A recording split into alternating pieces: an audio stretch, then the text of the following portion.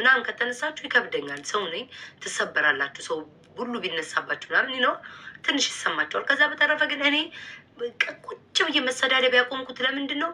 አላሸንፋቸውም፣ ከሶሻል ሚዲያ አላጠፋቸውም። እነሱ መምጣታቸው ጨጓራቸው ቢቃጠል ፊታቸው ቢጣመም እየተቃጠሉ እየቀኑ ቢሆንም የትም አታጠፏቸውም። እኔንም እነሱ ማጥፋት አይችሉም። እኔም እነሱ ማጥፋት አልችልም፣ እነሱም እኔን ማጥፋት አይችሉም። ክፋታቸው ምናምን ላሳይባቸው ይችላል። የተደበቀ ክፋታቸው፣ ምቀኝነታቸው በእኔ እግዚአብሔር ተገልጦ ሊወጣላቸው ይችላል። ከዛ በተረፈ ግን ለምንድን ነው ጊዜን የማቃጥለው በመሰዳደብ? መሳዳደብ አይቀርም እኮ ላስላስ ይኖራል። ትንሽ በስሱ ሄዳለሁ እንጂ ግግም ብዬ ቀኑ ሙሉ ጠዋትም ተነስቼ በሰንበቱም በቁልቢውም በምኑም እየተነሳው አልሰዳደብም። በቃ ትንሽ ላስላስ አረግሻለሁ። ከዛ በኋላ ጌሜን እጫወታለሁ፣ ከእናንተ ጋር አወራለሁ ምናምን። በቃ ህይወቴን እቀጥላለሁ። ያኔ እኔ ህይወት ከዚህ በኋላ ሰው ልጅ እንዴት አይለውጥም? ያሁን የድሮ ሌሎቹንም እኔን ተውት፣ የሌሎቹንም ፌመሶች ምናምን የድሮ ፎቶ ታመጣላችሁ። በድሮ በር ያልረሰ የለም። እዛው ላይ ሰው ልጅ ስታገኙት ነው ጭንቅላቱ ላይ መጫወት ያለባችሁ። እኔ አሁን ለምሳሌ የድሮ ፎቶ የምታመጡ ምንም የማይሰማኝ ለምንድን ነው? ያችኛዋ ቤታ የለችም አሁን ላይ። እዛው ጋር አላገኛችሁኝማ፣ እዛው ጋር ስጨማለቅ አላገኛችሁኝም። ላይ ለውጥ አሁን ከዚህ በኋላ ደግሞ ወደፊት አላውቅም። ገባችሁ? የሰው ልጅ በጊዜ ወቅት እየተሻሻለ ይሄዳል። በቃ አይምሮን እንዲህ ነው። እንዲ አይምሮ እያደገ ነው የሚሄደው። ከትንሽ አመታቶች በኋላ እኮ 30 ገባለሁ። ገብቷቸዋል። ጭንቅላት ማሰራት አለብኝ። ጊዜ ይሄዳል። አሁን አመት ሞላ ሳልል ይኸው በርዝዴይ ሊደርስ ነው ዲሴምበር 30። ጊዜው እንዴት እንደሚሄድ እግዚአብሔርን ከትንሽ ጊዜ በኋላ 30ዎችን ስትቀምሱ አስቡት።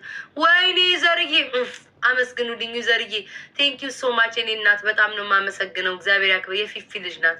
የፊፊ ልጅ ፊፊ ያንቺ ባትመጭም ልጆችሽ ይመጣሉ እኮ ብቅ ይላሉ፣ ብቅ ጥልቅ ይላሉ። ኧረ ጊዜ ይኸው መድኃኒዓለምን እኔ 30 አልገባውም። እግዚአብሔር ምስክሬ ነው። እናንተ እንደፈለጋችሁ አስቡ። ምንም ማሳመንም መማልም አይጠበቅብኝም። ለምን የእናንተን እድሜ ብትነግሩኝ እኔ እናንተን ላቃችሁ አልችልም። የኔን እድሜ ብትነግሩኝ የኔን እድሜ እናንተ አታውቁም። አላዋለዳችሁኝም። መረጃ የላችሁም። ዝም ብላችሁ ነው እዚህ ቲክቶክ ላይ የምቧጥጡት። እኔም ዝም ብዬ ነው የምቧጥጠው። ገባችሁ? መረጃ የላችሁ፣ ማስረጃ የላችሁ። አምጡ ብላችሁ የተወለድኩበትን ወረቀት ሰርተፍኬት ይዛችሁ መምጣታቸው እኔም እናንተን ይዤ መምጣታቸው ለመበሻሸቅ ኧረ እባክሽ ምናምን ታላቅ የጠነዛሽ ያረጀሽ ትባባላለህ። ማን ማንን እንደዋስወለደ ማን ማንን እንደወለደ አይታወቅም። ቴንኬን ይፍቅር አላቅም። የእናንተን እድሜ እናንተም የኔን አትፈቁም። ገባችሁ? አብሮ ያዋለደ ቤተሰቦቼ ሳወራ አደባባይ ላይ ይሰሙኛል፣ መቼስ ይታዘቡኛል ስቀደድ። ግን እኔ ዋናው ፖይንት ስለ እድሜ አይደለም። እድሜያችሁ በጨመረ ቁጥር አይምሯችሁም ይጨምራል። በቃ የድሮዋ ቤታ የለውም። ባቸው የድሮዋ ቤታ ልኖር አልችልም።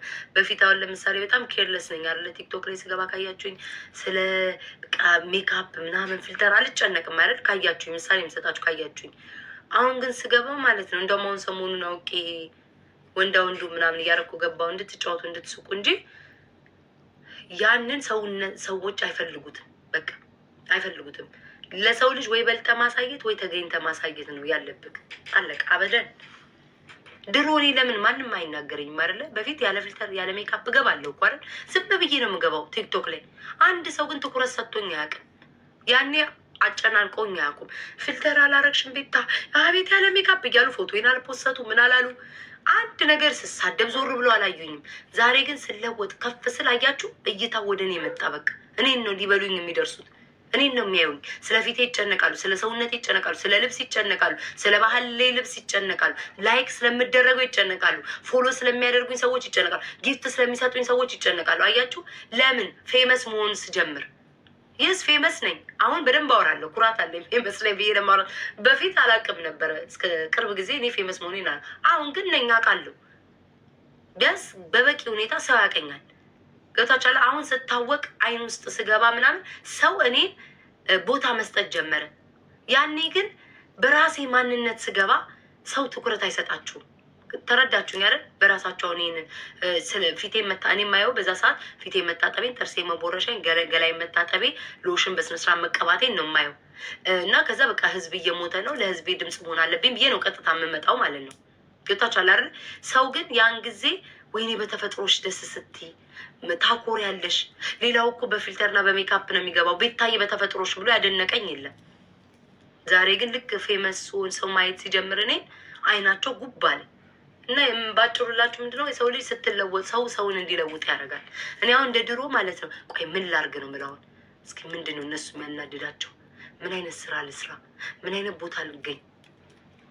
እንደዛ ነው የምለው ማርያም። እና ደግሞ የሰው ማመኔን አቁሜያለሁ። ሰው አሁን ድሮ ጓደኛም መንገደኛም ኮመንታተርም አምናለሁ። ሰው እወድሻለሁ ካለኝ እኔ እወድሃለሁ ስለ የእውነቴን ስለሆነ ሰው አምናለሁ። የእውነት የሚወደኝ ብዬ ነው የማስበው። አሁን ግን ሰው ልጅ አጥብቆም ሲወደኝ ለምንድን ነው የሚወደደኝም ብዬ ጠይቃለሁ።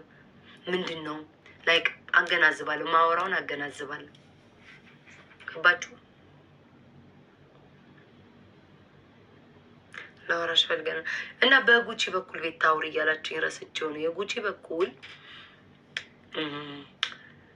በነገራችን ላይ ጉቺ አትልም እንደዛ። ለሰው ቤት አትከራከሪ አታቂ ይሆናል ምናምን ያላችሁትኝ እኔ ለጉቺ እዚህ ልሄድ ነው እዛ ልሄድ ነው በትክክል እንኳን በቅጡ እንኳን ተጻጽፈን እንኳን አሁን ነው እኔና ጉቺ በጣም መግባባት የጀመርነው። በነገራችን ላይ ከሰማችኋት ላይቭ ሊሆነ ራሱ ቤታ ስልክሽ ዝግ ነው ለመደወል እንኳን አይመችም፣ ብትጠፊ ብትሞች የሆነ ነገር ብትሆኝ እንኳን ሰው ደውሎ እንኳን ማግኘት አንቺን አይችልም ነው የምትለኝ። አንደዋወልም ይህን ያክል ማለት ነው። እና በቁጥር ራሱ ይሆናል ያኔ ራሱ የተለው 2 3 ይሆናል እኔና ጉቺ በዛ ሰዓት ማለት ነው። እና እንኳን ለጉቺ ነው ሄጄ እንዲህ ልሄድ ነው እራሴ ነኝ እኮ ላይቭ ላይ ያወራሁት እኔ ነኝ እኮ ያወራሁት ላይቭ ላይ። የት ሀገር ምንድነው ሄደሽ ታውቂያለሽ? ዛፍ ምናምን ቦታ ካንሳስ ዛፍ ነው ይላሉ።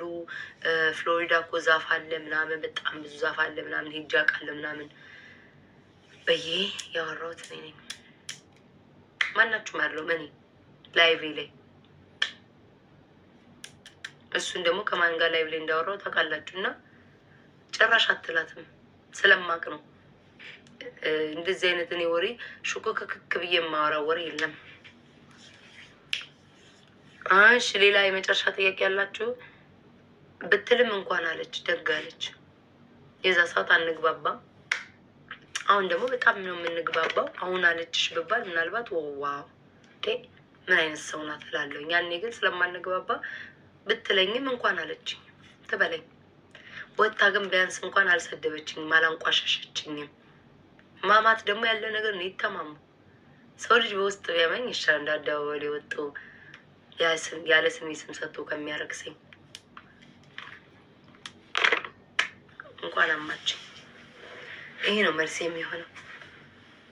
እያማችኝ እንኳን ብሰማ ማለት ነው ኧረ አላማችኝም ነው የምለው። ከዚህ በኋላ እኔ እንደናንተ ነው የምሄደው።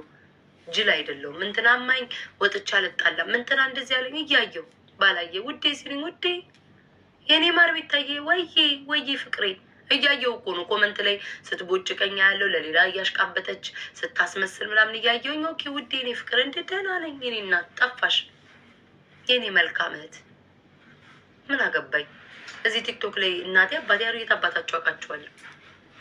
ገባችሁ? እንደዚህ የሚሉትን ሰዎች የት አገኛችኋል? ማስመሰል እንደዛ ስትሆኑ ከሰው ጋር መኖር እንደሚቻል አሁን ገብቶኛል። ምን አገባኝ። ጊዜው ያስመሳዮች ነው። ጊዜው ስታስመስሉ ነው የሚያልፍላችሁ። እመቤቴን የዋህ መሆን ጥሩ አይደለም። በየዋህነታችሁ ትጎዳላችሁ። በየዋህነታችሁ ሰው ታጣላችሁ። እናንተ ባመናችሁ ሰዎች ትከዳላችሁ። ያንን ያየሁትኝ ገባችሁ? የነገራችሁ ሚስጥር እንዴ አንዳንዴ ገባር ነው። እና ኤኒዌይስ እኔ ብዙ ምክብርም አልችልም። ሰው ላስገባ እኔ ምክር አለ ወይ? አንሽማል ማን አለ? ቆይ እስኪ ሳምሪን ላስገባ